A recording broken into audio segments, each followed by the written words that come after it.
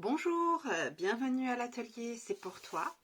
Aujourd'hui, je vous propose une vidéo sur un petit savoir-faire concernant les bandoulières de sacs et de pochettes en bimatière, comme vous avez pu en voir sur certaines de mes réalisations. Et comme j'ai eu plusieurs demandes concernant la façon de procéder pour créer ces bandoulières bimatières, j'avais partagé normalement le lien vers un tutoriel, mais qui était en anglais et dans des mesures évidemment impériales en inch. Donc aujourd'hui, je vous propose de vous montrer comment je fais, bien évidemment en français, avec des tailles françaises. Il est évident que les tailles que je donne sont indicatives. À vous ensuite, si vous le souhaitez, d'adapter à la largeur que vous désirez. Alors aujourd'hui, je prépare un sac avec ce simili-cuir et avec ce velours. Vous avez déjà vu, je pense, au moins un ou deux sacs réalisés avec ces matériaux. Donc je vous donnerai des informations qui correspondent évidemment à l'utilisation d'un simili-cuir, mais sachez que vous pouvez tout à fait réaliser ces bandoulières bimatières dans des tissus tout à fait classiques. Toutefois, la stabilisation pour donner de la fermeté ne sera pas la même selon que vous utilisez du simili-cuir ou selon que vous utilisez du coton patch ou de la crotone ou du canevas. Alors, je vous ai marqué ici les mensurations. Ça concerne une bandoulière qui sera terminée sur une largeur de 3 cm. Donc pour avoir une largeur de 3 cm à la fin, sur votre pièce qui va faire, on va dire, tout le dos de votre bandoulière plus le devant sur les côtés, vous devez avoir une pièce ici qui fait, eh bien, en tout 6 cm et demi si je ne m'abuse. Vous avez au centre 2 cm et demi, donc équivalent à 1 inch. Vous avez de chaque côté 2 cm pour le retour. Voilà, donc en tout 2, 4, 6 et demi. Il faut être relativement précis dans sa découpe, puisque sinon vous n'aurez pas quelque chose qui sera régulier. Si vous voulez faire une bandoulière qui fera 2 cm et demi, c'est-à-dire l'équivalent de 1 inch, et c'est beaucoup ce qu'on trouve généralement comme mesure, puisque la bouclerie, on en trouve énormément de cette taille-là, c'est-à-dire avec une largeur de 2 cm et demi. Eh bien, vous ferez votre milieu ici à 2 cm et vous ferez ici sur les côtés 1 cm et demi. Vous pouvez aussi choisir de faire ici 2 cm et de faire aussi encore ici 2 cm. Simplement la bande du milieu, la deuxième matière, ne se verra presque pas, ou en tout cas beaucoup moins. Mais ça peut être un choix. Tout dépend le rendu que vous souhaitez avoir. Après, à vous, comme je vous le disais, eh bien d'adapter à des mesures qui seront plus ou moins personnelles. Faites des petits tests, des petits essais pour voir ce qui vous plaît le mieux, ce qui vous convient le mieux. Donc voilà, ici, donc je vais poser en tout premier une bande. Alors si je travaillais sur un tissu, j'aurais utilisé du thermocollant équivalent à la G750, donc pas trop fin. La G700 c'est ce qu'on utilise poids moyen. La G750 c'est déjà un peu plus épais, plus rigide. Comme je travaille ici sur un simili, je préfère éviter le coup du fer à repasser. Donc au lieu d'utiliser un thermocollant pour donner, on va dire, de la rigidité et de la raideur de la tenue, sachant que déjà le simili en soi c'est quand même un petit peu raide, j'utilise ici du sergé, du ruban sergé qui fait 2 cm. On en trouve dans toutes les merceries de France et de Navarre. Ça ne coûte pas très très cher et ça a l'avantage d'être solide, de pas d'être extensible et de donner, on va dire, la tenue qu'il faut à une bandoulière sans qu'elle devienne pour autant trop raide. Car il faut aussi éviter de mettre trop de raideur, sinon votre bandoulière elle va avoir un aspect un peu étrange à la fin, c'est-à-dire que votre simili ne s'arrondira pas souplement, mais fera des espèces de barres, de traits. C'est pas joli du tout. Donc voilà. Alors, pour mettre ce ruban, qui évidemment, c'est un ruban de sergé. Alors, sergé de coton ou de polyester, ça n'a aucune importance hein, quand on travaille avec des produits qui, de toute façon, il faut éviter et de laver et de repasser. Que vous utilisiez du coton ou du polyester. Bon, le polyester est un petit peu plus épais. Après, c'est vous qui voyez ce que vous souhaitez comme texture. J'en ai aussi du polyester, vous voyez. Voilà. Pour le coller, eh bien j'utilise donc du scotch double face qui est spécifique en fait à la maroquinerie. Donc vous en trouvez là en l'occurrence les miens, ils sont de différentes largeurs. Vous en trouvez notamment chez Déco Cuir. C'est là que je le prends parce que je trouve qu'il est de bonne facture, il est un bon rapport qualité-prix. Et même si on colle là où on va piquer, ça ne colle pas à l'aiguille ou très très peu. Donc je trouve que c'est un certain confort. Il y en a certains, c'est juste inutilisable pour coudre par-dessus. Donc si jamais vous avez mis du scotch là où vous allez coudre, bien souvent vous allez faire 3 points et hop c'est fini, les points sautent parce que l'aiguille est complètement couverte de colle. Donc j'aime beaucoup. Alors là ici je vais utiliser celui qui fait 1,5 cm de largeur pour mettre ici au milieu de ma bande. J'utilise celui-ci qui est beaucoup plus petit, qui fait un demi-centimètre. C'est plutôt pour faire tenir par exemple ici mes raccords. Hein, j'en ai mis. Alors ça se voit peut-être pas trop. Hop, je vais essayer de le décoller. Voilà, j'en ai mis. Et ça tient mes raccords le temps que je fasse mon petit travail. Vous remarquerez que les raccords, je les fais comme quand on travaille pour faire des raccords d'un biais ou les raccords pour une bande pour faire du passepoil. D'ailleurs, à ce sujet, je ferai encore un tutoriel sur la réalisation des passepoils plus tard. Donc voilà, on va commencer donc par mettre un morceau de scotch sur toute la partie centrale en centrant notre scotch. Voilà. Et donc sur toute la longueur de ma bande de bandoulière.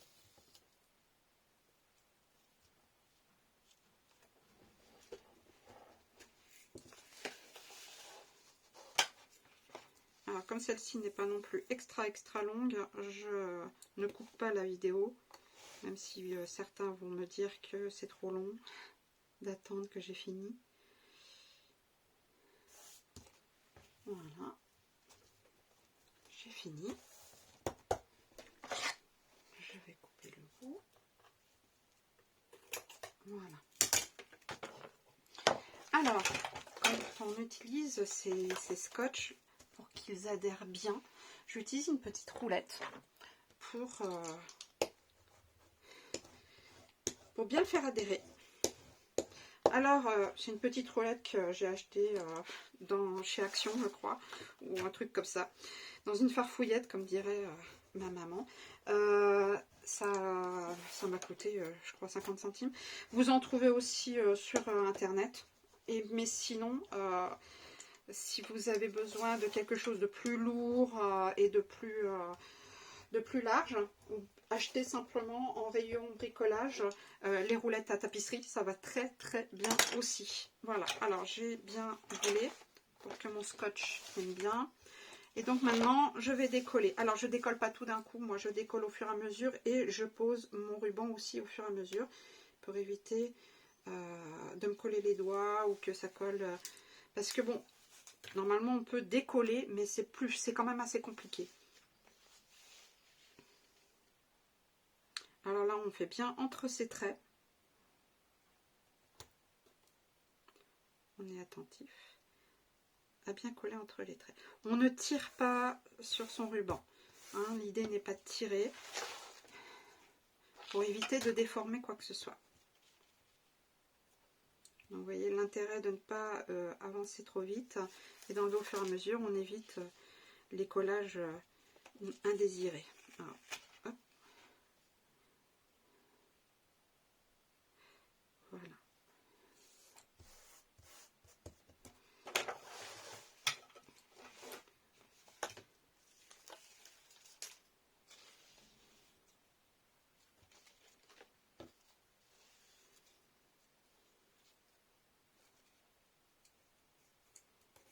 On pense bien à bien étaler, bien écraser quand on a des jonctions, bien écraser pour que ce soit bien plat et que la jonction du coup sera la moins visible ou on la sentira pas quand on aura fini la bandoulière. L'idée c'est vraiment que ça passe quasiment inaperçu. Alors comme ma bande n'était pas assez grande, j'ai pris un autre morceau. Vous pouvez tout à fait faire pareil, utiliser un autre morceau. Voilà, je vais couper.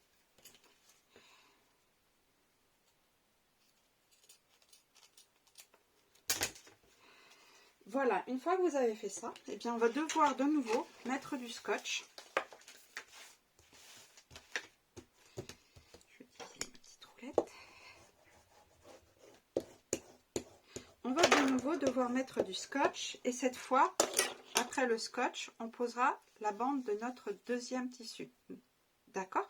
Donc là, je vais mettre en pause et puisque là, je ne vais rien vous apprendre, hein, on fait exactement la même chose pour la deuxième bande.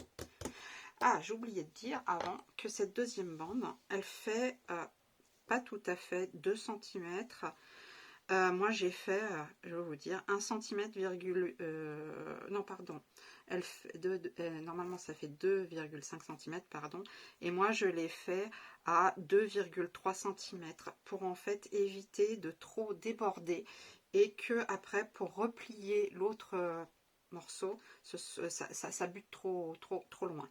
Donc 1 ou 2 mm de moins que la valeur de largeur que vous avez noté, ça peut aider parce qu'il faut tenir compte de l'épaisseur en fait de vos matières.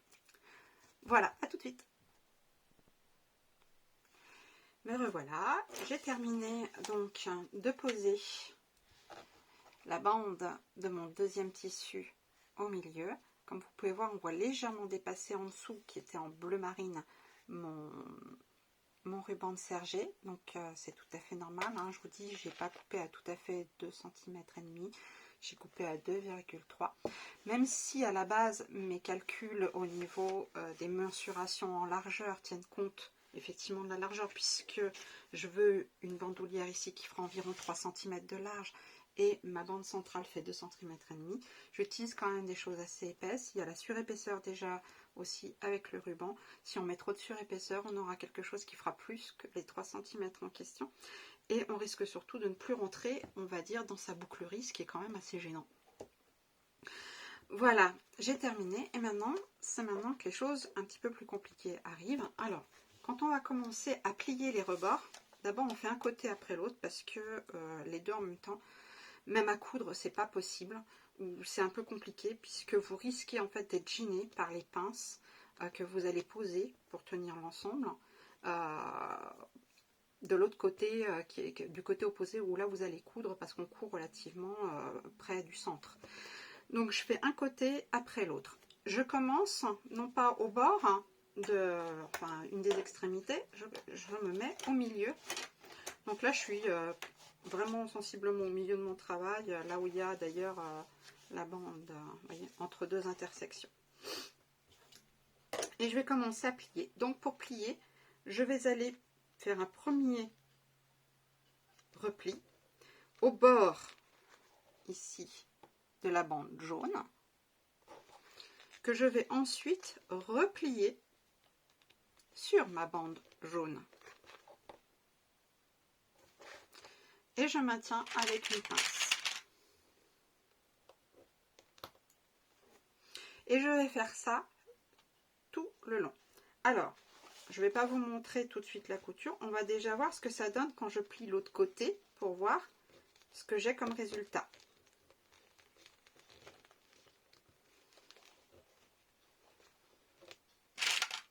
Est-ce que ça va me convenir? Pas me convenir. Je vais faire un peu plus de largeur pour qu'on voit mieux. Si votre simili vous donne du fil à retordre pour se plier, vous pouvez très bien mettre un peu de scotch double face fin de 1/2 mm sur le bord pour qu'il se plie la première fois. On va faire comme ça.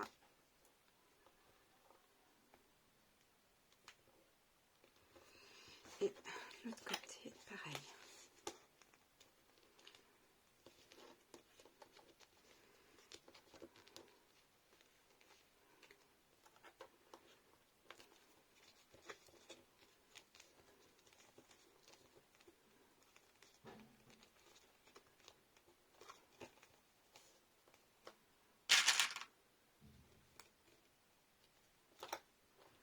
Voilà, donc on va dire que j'aurai à la fin ce résultat là. Si ça ne vous convient pas, si vous trouvez que c'est pas voilà, que c'est pas ce que vous souhaitiez, vous voudriez voir plus de jaune, hein, par exemple, enfin moi c'est jaune donc je parle de voilà, et bien il vous suffit en fait de réduire, hein, tout simplement sur les bords.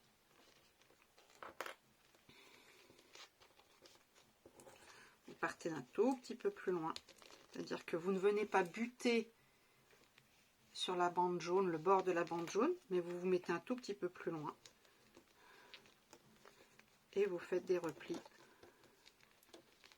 plus courts. Alors attention que ça rentre toujours dans la largeur que vous souhaitiez. Ici je suis toujours dans du 3 cm. Si c'est trop grand, vous allez devoir recouper vos bords pour pouvoir avoir des plis plus courts.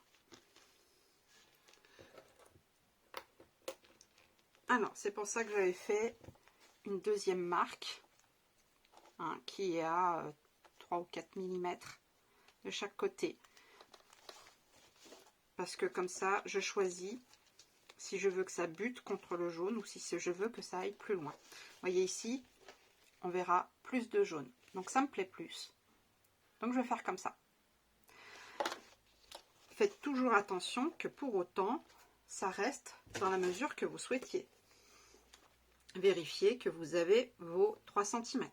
Bon, là c'est mon cas. On peut jouer vraiment sur quelques millimètres de chaque côté. Voilà. Si je fais plus étroit, ça fera un peu moins que 3 mm. Mais, et encore, très sincèrement,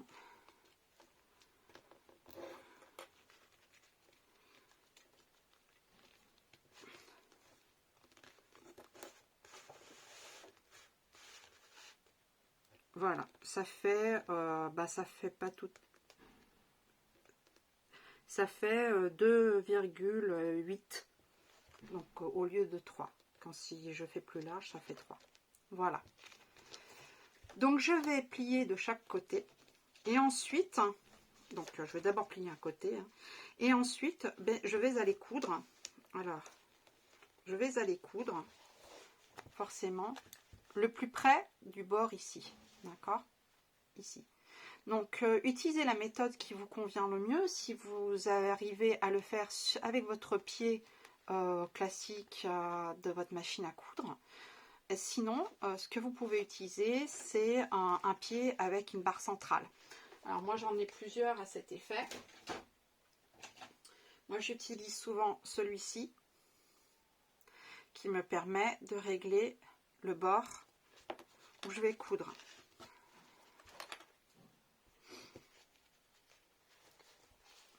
Vous voyez, je le mets comme ça et je place mon aiguille au plus près. Mon aiguille est plutôt par là. D'accord? Mais vous avez d'autres pieds qui ressemblent peu ou prou à ce genre de choses. Vous avez aussi des pieds à réglettes. Vous avez le pied qui sert normalement des fois pour des ourlets, voyez, avec une barre centrale. Alors normalement c'est pour en fait assembler deux pièces séparées et faire un zigzag bord à bord. Maintenant, faites, voilà, du moment que vous trouvez un pied qui vous convient, pour avoir, on va dire, une ligne de couture qui soit le plus près possible de votre bord replié, pour que ce soit joli, et quelque chose qui vous permet d'aller relativement droit. Voilà, donc moi, la méthode qui me convient le mieux, c'est ce pied blanc, enfin c'est ce pied avec ce guide blanc. Alors, il est super ce guide tant que vous faites des choses qui vont tout droit. C'est-à-dire que là, une bandoulière, ça va tout droit, ça pose pas trop de problèmes. Mais si vous avez des courbes, c'est un peu plus compliqué, surtout sur des épaisseurs. Voilà, je vous montre le résultat final. Non, je vais d'abord vous montrer si j'arrive à déplacer ma caméra jusqu'à la machine à coudre et vous montrer comment je couds ces côtés. Je vous montrerai un et ensuite je vous montrerai le résultat final. Nous voici du côté de ma machine à coudre. Je travaille sur une Brother Innovis V5. C'est une machine qui fait machine à coudre et à broder. Ici nous sommes donc sur le système à coudre. Donc j'ai positionné mon pied dont je vous avais parlé. Je vais vous le montrer peut-être en se mettant devant. Voici. Donc je règle la petite molette pour avoir le bord, l'aiguille, là où je veux que ce soit. D'accord ? J'utilise un fil, puisque je suis sur du... J'espère que ça ne va pas tomber. J'utilise un fil un peu épais qui est spécialisé pour les coutures sur du cuir ou du simili-cuir. On en trouve chez Déco Cuir également. Là c'est du 60 parce que mon simili n'est pas non plus le plus épais de la planète. J'utilise du 30 quand je fais par exemple des bandoulières qui sont entièrement en simili et des simili un peu plus épais, voire du cuir. Là j'utilise un fil 60. C'est alors là celui-ci c'est la marque c'est le Cérafil de chez Aman. J'aime beaucoup. Il y a aussi celui qui est vendu en 30 par Déco Cuir. Il n'y a pas de marque dessus, je vous le montre. C'est un fil qui est plutôt épais. Donc c'est un fil de 30. C'est super pour faire de très belles surpiqûres quand on travaille comme ça sur des simili. Ici on est sur donc le Cérafil en 60 qui est quand même plus fin, mais alors qui est d'une solidité extraordinaire à toute épreuve. Vous ne pouvez pas le casser à la main, clairement. Il est vraiment très très solide et c'est ce que j'attends d'un fil pour pouvoir coudre sur du simili cuir. Donc j'ai entièrement placé mon côté, j'ai mis des pinces un peu partout. Alors n'hésitez pas à mettre des pinces vraiment rapprochées si votre simili cuir a tendance à se redresser, à se plier difficilement. J'ai donc mon aiguille est au milieu, ou quoique légèrement, je l'ai mise légèrement vers la droite. Normalement le milieu c'est 3. Moi je vais laisser sur 3,5. Alors on n'a pas tous la possibilité effectivement sur sa machine de régler son aiguille, mais dans ce cas là la molette ici de ce pied avec guide permet d'avancer ou de reculer où est-ce qu'on veut aller. J'ai aussi réglé la longueur de mon point sur 3,5. Alors, ça peut ne pas être les mêmes réglages sur toutes les machines. Je sais que sur ma Janome, si je mets 3,5, le point est plus court. Si je vais sur ma vieille Singer, c'est pas du tout les mêmes réglages. On est plutôt aux alentours de 7,5 Donc vous voyez, enfin, selon votre machine, il va falloir peut-être faire des tests et des essais pour avoir un point relativement long. Il y en a qui mettent même du 4 ou du 4,5. Moi je m'arrête à 3,5 quand on travaille sur du simili-cuir, mais il m'arrive de mettre 4 sur effectivement des surpiqûres un peu très larges. Voilà, donc là j'ai préparé, je suis prête. Alors je vais vérifier que ça me convient, je vais descendre mon aiguille, je la plante et a priori c'est bon. En termes d'aiguille, j'ai mis une Microtex taille 90. Si mon simili, mon ensemble était plus épais, j'aurais peut-être mis du 100. Ou j'aurais pris une aiguille top stitch, c'est-à-dire sur piqûre, taille 90 ou 100. Là aussi, il est intéressant de faire des essais pour voir ce qui va vous donner le plus joli résultat. Ne prenez pas non plus pour le simili des aiguilles trop grosses ou des aiguilles cuir vraiment épaisses, parce que vous allez avoir des trous énormes et ce ne sera pas forcément très très joli. Et donc je vais commencer la couture, j'espère que tout se passera bien. Donc on ne fait pas évidemment de point arrière ni point avant quand on ne veut pas que ça se voit. Sinon ce qu'on fait quand on travaille sur du simili-cuir ou du cuir et qu'on ne veut pas avoir des points qui se voient, on fait, alors si vous avez comme moi, voilà, qui fait un point, un nœud en faisant du surplace. Sinon, vous laissez du fil long, fil de canette et fil du dessus, vous laissez, on va dire, un long morceau de 7-8 cm qui vous permettra de faire un nœud manuel. Et donc c'est parti, on roule doucement, hein, on n'est pas, il ne faut pas aller trop vite, et puis ça permet de vérifier qu'on est toujours à la bonne distance. On vérifie par exemple, moi par rapport à ma distance, je me rends compte que j'arrive au ras de mon pied de biche, ici sur le côté, donc ça me permet de vérifier que au niveau de mon pliage, ben, c'est relativement, voilà, et sinon au cours de route je rectifierai si je vois que ça ne va pas. Si vous êtes comme moi, que votre machine, elle n'aime pas trop voilà, les épaisseurs, comme ça, eh bien, vous utilisez un releveur.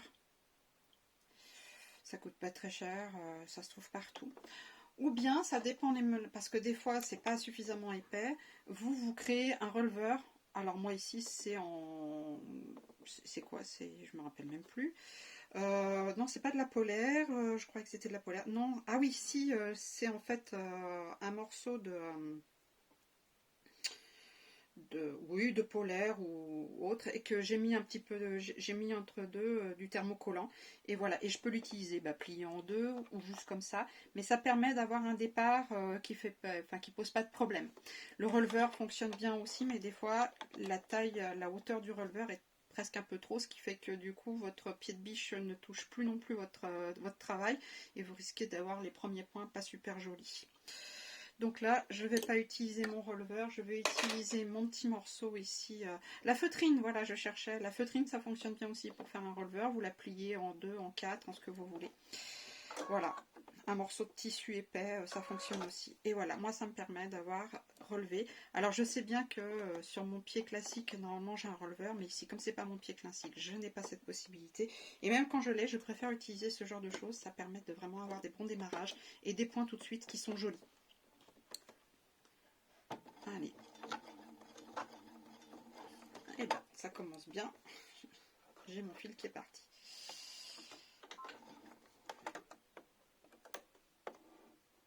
Je vais réenfiler.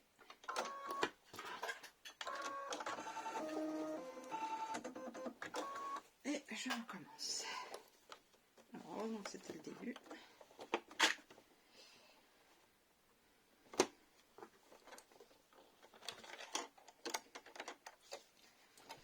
Je vais vérifier ma canette. Je réenfile le tout. Voilà, les aléas du direct. Ce qui dirait. Je remets mon ensemble.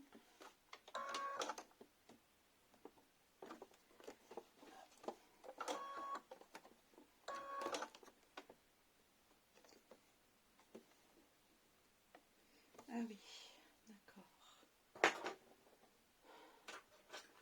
J'ai un fil qui est mal enfilé. mon enfileur qui a retenu mon fil. Voilà.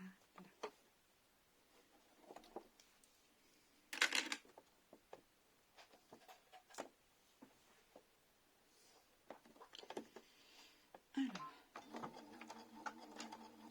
on recommence.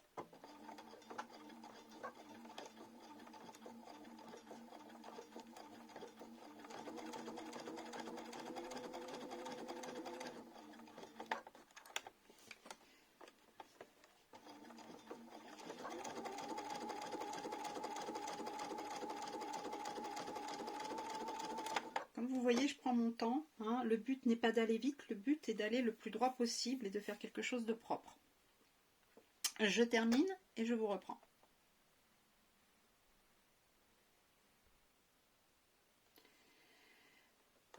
Je reviens vers vous. Je viens de commencer le deuxième côté. Simplement, je vous montre aussi qu'on peut positionner le pied de biche différemment. Enfin, en tout cas, positionner son travail différemment de tout à l'heure. Là, je l'ai mis comme ça. En fait, c'est parce que je préfère coudre toujours, on va dire, dans le même sens. C'est-à-dire que je ne fais pas un côté dans un sens, je retourne ma bandoulière et je vais dans l'autre sens. Pourquoi? Parce que c'est le meilleur moyen d'avoir une bandoulière qui va vriller. Donc, il faut toujours essayer de coudre. Je couds dans ce sens-là. Je couds aussi ici comme ça. Donc toujours commencer par la même extrémité en fait de bandoulière. Donc c'est vrai que ça demande de jouer un petit peu des fois avec son pied de biche ou le positionnement de son aiguille. Mais la plupart des machines vous pouvez le faire. Même sur ma vieille Singère, bon là je mets pas de pied spécial parce que mon pied de biche de ma Singère, il est fin, donc je l'utilise tel quel. Mais voilà, n'oubliez pas que l'idée c'est d'avoir quelque chose de bien droit, de bien plat. Donc voilà, attention, ces pieds de biche, il faut, quand on est sur des épaisseurs, penser à réduire un peu la pression de votre pied de biche pour éviter d'avoir quelque chose qui colle à votre pied. Ici, je travaille avec un pied métallique, donc le petit risque qu'on a, c'est que ça colle. Donc pour éviter de tirer sur son travail à l'arrière et avoir quelque chose de régulier, il vaut mieux plutôt réduire la pression du pied de biche. Voilà, donc je vais terminer et je vous montrerai le résultat final. À tout de suite. Ma couture est terminée. Donc voici ma bandoulière.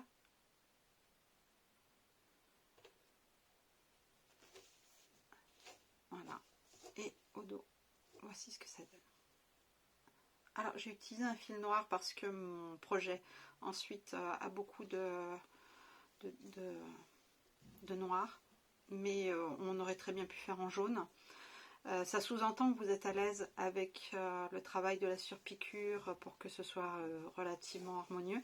Si vous êtes moins sûr de vous, n'hésitez pas à utiliser un fil qui se fond avec la couleur. Ici, j'aurais pu prendre du gris par exemple. Ça se verrait moins. Donc, si vous êtes moins à l'aise, ça permet d'avoir un résultat qui est moins visible au niveau de la surpiqûre. C'est un très bon travail pour justement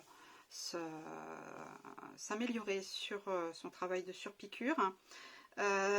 Ces bimatières ont aussi l'avantage d'être moins épaisses que celles que vous ferez entièrement en simili-cuir et donc de moins galérer pour les fixer, quel que soit votre choix de fixation à la fin. Si vous voulez de jolies finitions ici au bout, je vous conseille d'utiliser des bouts métalliques, des embouts métalliques, c'est ce qu'il y a de plus joli. Si vous les faites en tissu, l'embout métallique, vous pouvez laisser tomber et éventuellement simplement ne pas avoir la partie, par exemple ici jaune, j'aurais coupé d'1 centimètre et on fait un repli ensuite comme ça.